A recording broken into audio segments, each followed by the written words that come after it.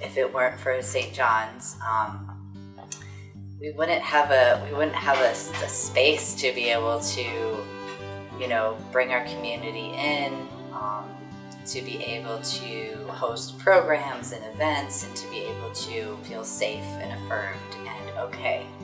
And we feel comfortable, telling our community that this is home to the LGBT Center, than, in our small little offices on Hargett Streets. We really use this space for some of our groups and programs that we really need a slightly more private space that folks can gather.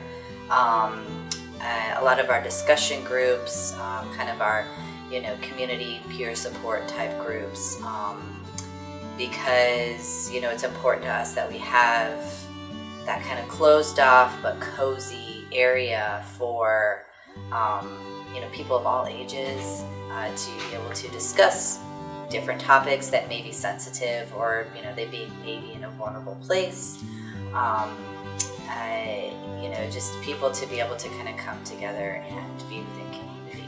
Our connections group is a faith-based, no faith-based, really just a space for people to kind of come together. Again, different topics that they talk about. Sometimes they'll have a book that they'll read, but I know that St. John's has really been involved, being that, like you said at the beginning, religion and spirituality can be a really complicated topic for a lot of LGBTQ people, and so we felt like this was a really important program to partner on with St. John's for a lot of reasons. But again, you're kind of bringing in different perspectives from different religions, and then people, again, with no faith kind of coming together. But I think it's been really restorative for a lot of people that may have kind of gone through that struggle of trying to figure out where they belong, where they want to hold. They want to continue, in some way with their spiritual journey, but haven't really been welcomed in other places. So I think that this is the connections group in particular has been a really important part of the center. And we're working on some new stuff too, specifically potential program with some youth, and getting multiple church and religious groups together to see what we can really do, because again, with youth, very vulnerable age, we're in a very vulnerable time and trying to figure yourself out. So another really important part that we can bring in for our community. First Fridays used to be such a big thing for the center. When we were on Harrington Street, we had that beautiful building with multiple rooms, and it was just like a perfect space. And I could really see this area, being something very similar, because we have good wall space, we have plenty of open area for, different types of art. But, we have a lot of LGBTQ artists that are involved in the center. We have our Triangle Artists Collective, and we have like our drag story hour, all sorts of, again, kind of different types of art, if you will. And so I really think that we'll be able to bring that kind of back.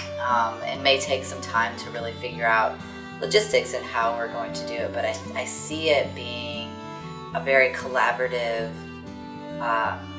community space for local artists, local, underrepresented artists to come in, share what they have been working on, share their, their art, and share who they are, and again, in a very safe and comfortable and affirming space.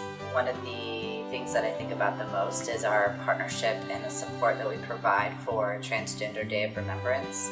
I think that's always been a really big part of both of our organizations.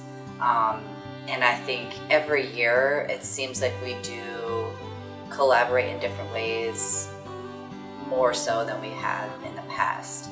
And this year is no exception, and we're really going to be working a lot together on trying to provide a beautiful space, a beautiful opportunity for people to come and, you know, remember and honor those that we've lost within the transgender community. So I think that's one of the best memories I have, or something that I can share, you know, regarding kind of our collaboration as organizations. So yeah, some of our programs that we do have here are some of our family programming, some of our like our transgender discussion group, or our gender discussion group rather, our non-binary discussion group. You know, some of our game nights, which is like a great space to be able to hold things like that too. So a lot of different things happening right now, and I know that over time, again, it's going to be something that we'll be, you know, ramping up and doing a little bit more of.